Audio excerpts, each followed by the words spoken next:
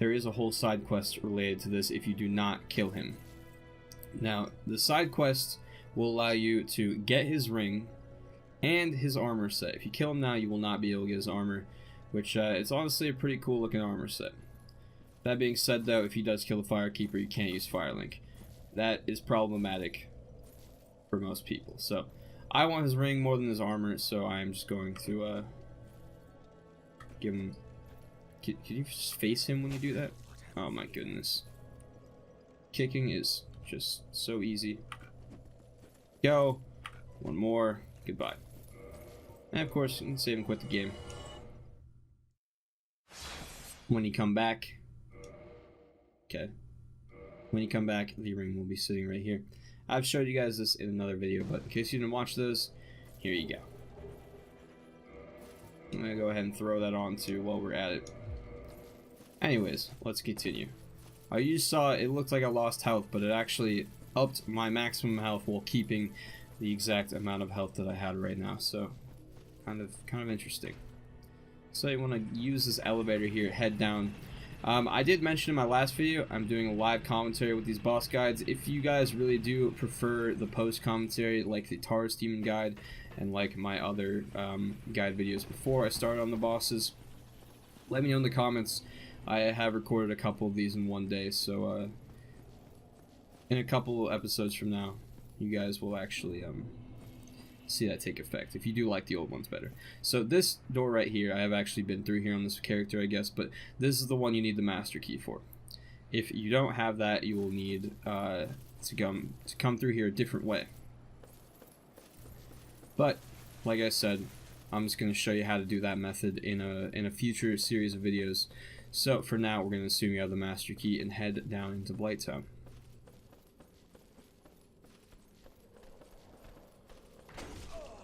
How did he... I was behind him. As you can see, that meter in the middle of my screen, that is poison buildup. It's going down because I'm not continuously getting poisoned right now. But once that fills up, you will be taking damage from poison. So do be careful of that. I'm going to go ahead and heal up while we're at it.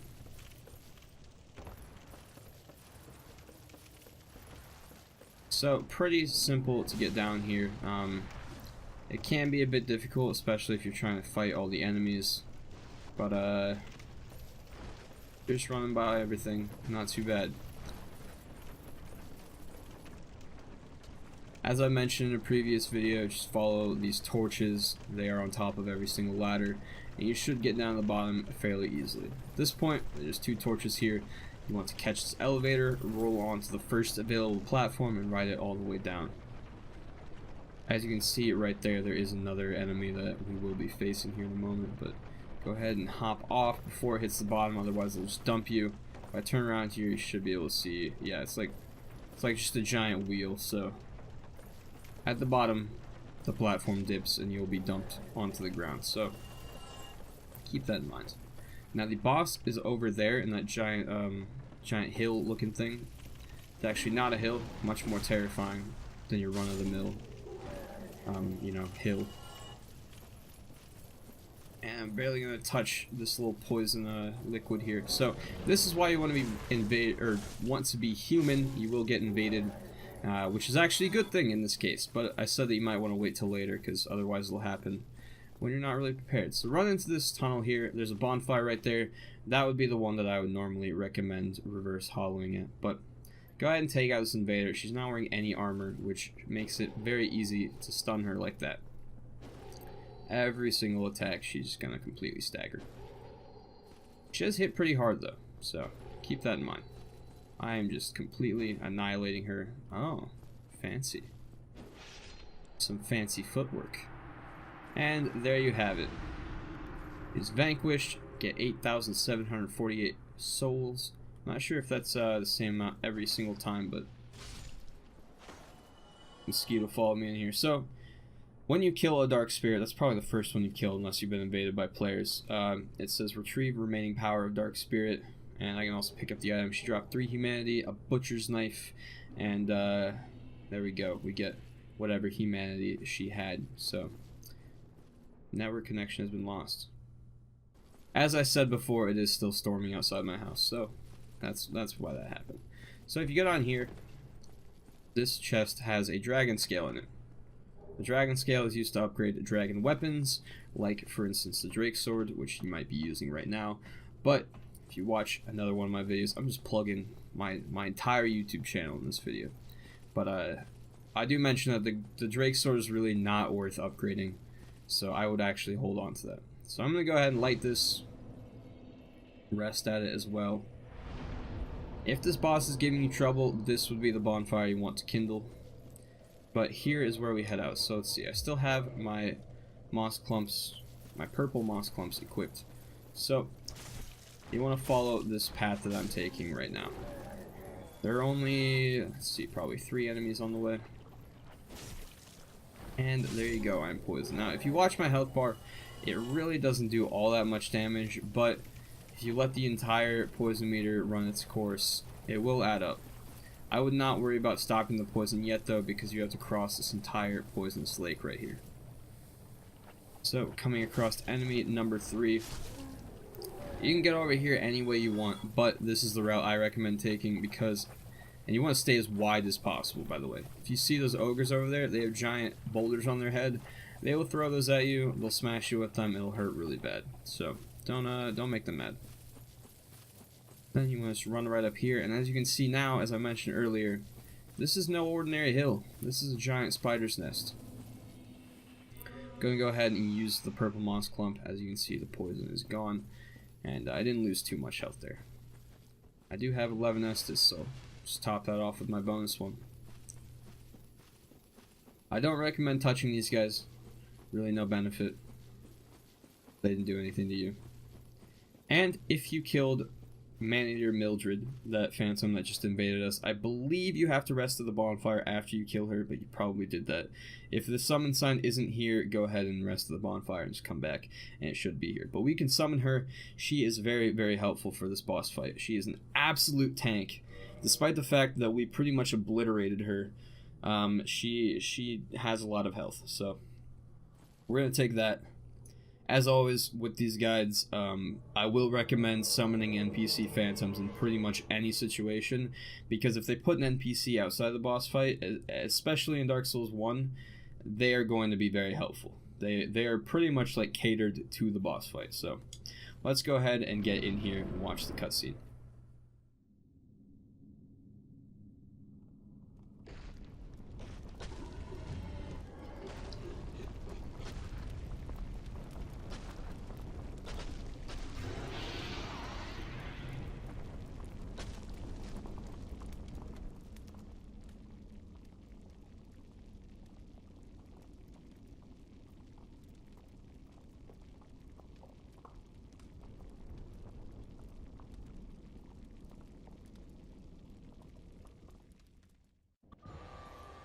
Alright, so as soon as you get inside, I would recommend getting away from the wall and getting out in the middle. As you can see, this is a pretty large boss arena, but it's really easy to get pinned into the wall, surprisingly. They give you all that room because you kind of need it. So, most of her attacks are with this fire sword. That one in particular, that stab, has a lot more range than it appears to. So I'm just going to kind of hang out, wait till she aggroes on Mildred, and there we go. So first things first, this is like the safest area of the spider, but if you hit the legs, as you can see, I'm not doing all that much damage. You want to hit the actual body. That attack right there is very bad. That might even one-shot you. So the tell for that is basically like kind of crouch down. Anytime that this boss pauses, I'd recommend getting away. So let's try and hit the actual body of the spider.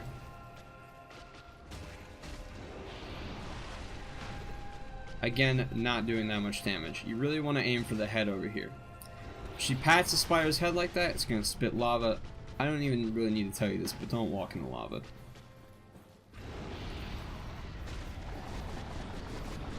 There is another lava attack, so this is what I was talking about. You really want to manage your space efficiently,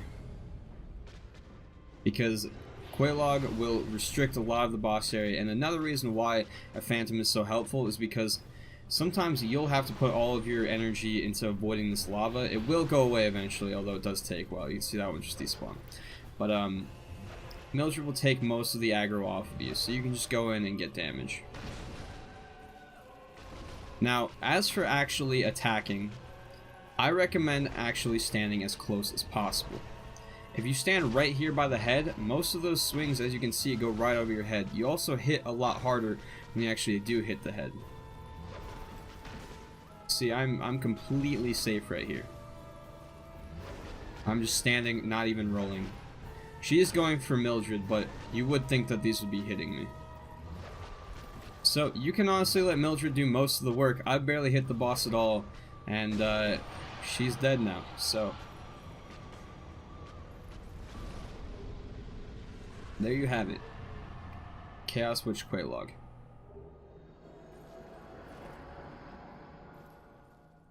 Now, I'm going to go through this fight again on another character and try to show off some more mechanics because that went really quick. Alright, welcome back. As promised, here is fight number 2. Now, I am not going to summon on this playthrough or on this fight because I already showed you the benefits, I feel like, of summoning Man-Eater Mildred. As you can see, she barely took any damage in that boss fight. She absolutely tanked every single part of it and pretty much kept the aggro off of me 100% of the time. So we're gonna do this the old-fashioned way, and you know, I wouldn't leave you guys hanging. I wouldn't show you a boss fight without a cheese, right? So let's get into it. Just gonna go ahead and skip the cutscene. So once again, I'm going to create some separation from the wall right off the bat. So Quelaag, the spider, is pretty strong, but Quelaag, the oh man, whoops, forgot how bows worked in this game. So let me get away. The human part of her is not very strong. If I could actually hit my shots here. She's very easy to stagger. So if you just keep running away and just hit her in the face, like, she can't do anything. You see an arrow sticking out of her forehead. It's kind of funny. But, be careful. Maybe upgrade your bow. Bring a lot of arrows, because as you can see, I'm not doing a ton of damage. But I thought I would let you know about that. If you have a long enough weapon, you can't actually just, like, hit her while you're swinging. So, keep all that in mind now to fight her the normal way. Again, as I mentioned in the last fight, if you just stick right by her face here, or right by the spider's face, her sword will just miss you. It'll just flat out miss you. It is pretty hard to dodge, or to block rather, because it does fire damage, and I obviously have a grass shield, so it's not too good against fire. But if you have like the Black Knight shield, very handy for this boss fight. So I'm gonna keep kind of toying around with her and see if I can bait out some other attacks. There we go. You can see it kind of leaning back, getting ready to regurgitate. Pretty easy to tell when it's about to breathe fire, honestly. It does what you'd expect. So if you kind of hang around near the back of the spider, it's breathing fire again. That's usually the easiest way to bait out the AoE. So, and that's like I said before, the most dangerous attack. And be careful of these fire swords, dude. Like, it's got way more range than you think it does, because the sword, when she's holding in her hand, as you can see, not nearly as long as when she actually swings it and uses it to stab you. So, okay, most of the lava's gone. As you can see, like, there's not very many pauses between her attacks. So, without the Phantom, she is pretty difficult. She's very aggressive, and there's not a lot of opportunity to get in attacks. Now, if you're right here and she does her fire sword attack, she will normally hop back. If she doesn't, like that, it's usually a pretty good indicator that she's about to do the AoE. There you go, patting the head again, about to breathe fire. Again, as I mentioned before, hitting it anywhere but like in the head is not going to do a lot of damage. There you go, you saw how much damage the lava does. It also stuns you, so be careful of that. I'm going to just bait her away from that. You do not want to be standing right here by the boss fog as soon as you start, as I mentioned, because if she does breathe fire, like, you could be completely pinned right here. It's super easy to have that happen. So just look around, be aware of your surroundings, be careful. You want to be on either side of the head, by the way. Being in front of it, as you can see there, was not doing me many favors. More lava. Luckily, the other stuff despawned. So at this point, I've shown you most of the attacks. It also has a stomp with the like spider legs, but I'm gonna go ahead and start getting in some damage. The jump there will take down a sliver. There you go. There's the stomp. Pretty easy to see coming, and I had plenty of time to get away from it. I want to try to get the AoE out once again in this boss fight, because I want to show you that if you don't actually like roll away from it, like spam roll away like I did, you can't actually just back up, and you want to hold up your shield and it'll absorb most of it.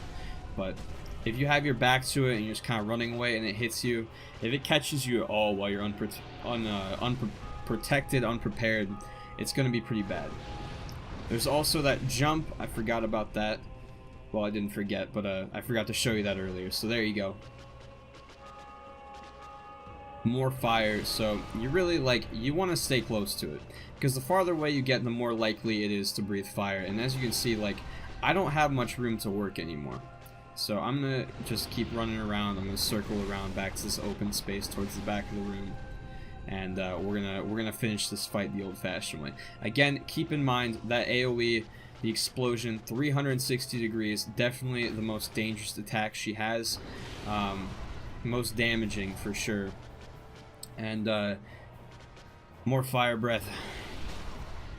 You can, of course, hit the legs. There's no problem with not getting in a ton of damage. More and more fire breath, getting pretty obnoxious. But when she does her sword combo, like you can see here, she should jump back at the end of it. If she doesn't, there she go. She did, or there you go. She just did it. If she doesn't do it, that's a really, really good indicator that she's about to do the AoE. So that's the biggest thing I would keep in mind for this boss fight. On top of that, she is very, very weak to electricity, to lightning. So if you do have a gold pine resin still at this point, you should probably use it.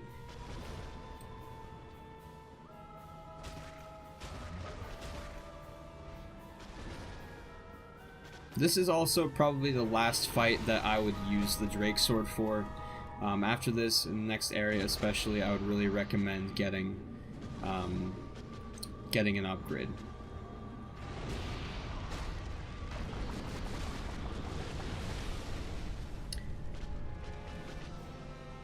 There goes the AoE.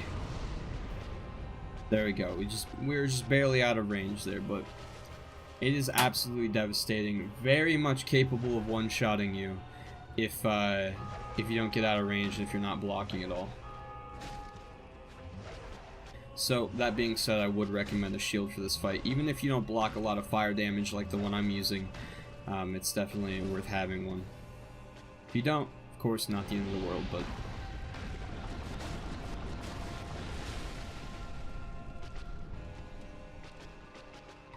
see. I'm gonna retreat a little bit here, get away from the fire.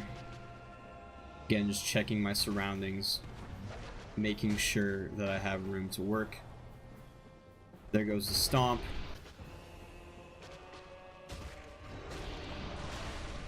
That fire attack right there, I feel like, is the best opportunity to get in damage, but you might kind of be stuck hitting the legs, hitting the more armored spots of the spider.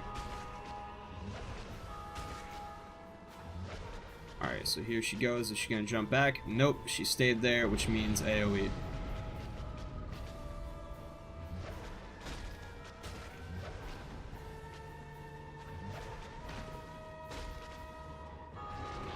Pats the spider's head, good indicator for fire breath. And there you saw it actually stomped on one side rather than just the front, so it can do that. Was not expecting that attack. And again, there you saw it breathe fire to the side. So don't think you're safe just because you're not directly 100% in front of it. And there we go, wrapping up the boss fight. So I think from now on I'm going to do it like this fight, where I show you all the mechanics and play solo, and then afterwards I'll show you the Phantom version of it, because in the last two fights, especially like the Gargoyle one, and even that one too, honestly, the Phantom, having that in there just helps so much. If you have the humanity to spare, I would highly recommend summoning, especially for that fight. The Gargoyles aren't as bad, they don't have nearly as much health, but there you go. So once you're done, you want to run in here and ring the second Bell of Awakening, and you'll get a cutscene with a hint at where you should be going next.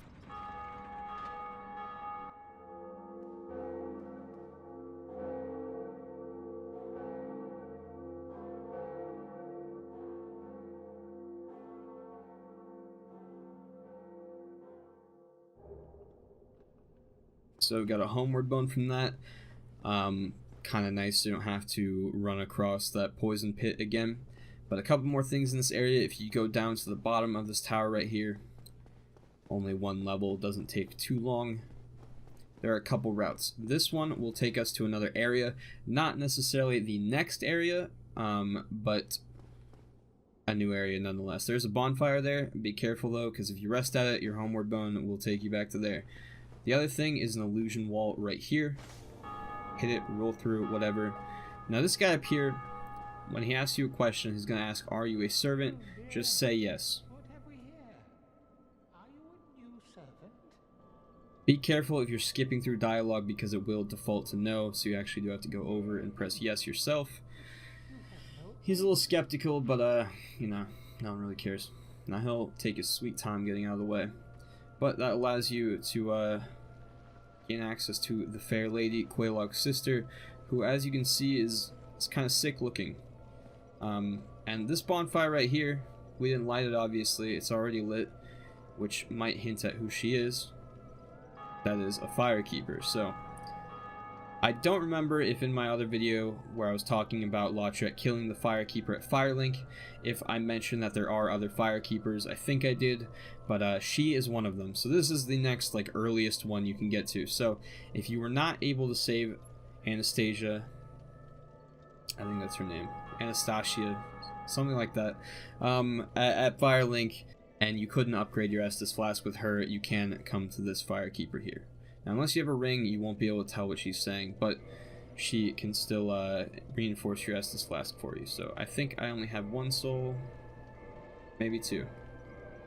And then she also is a leader of a covenant, so there is a whole quest to do with this. It has to do with our beloved Solaire of Astora.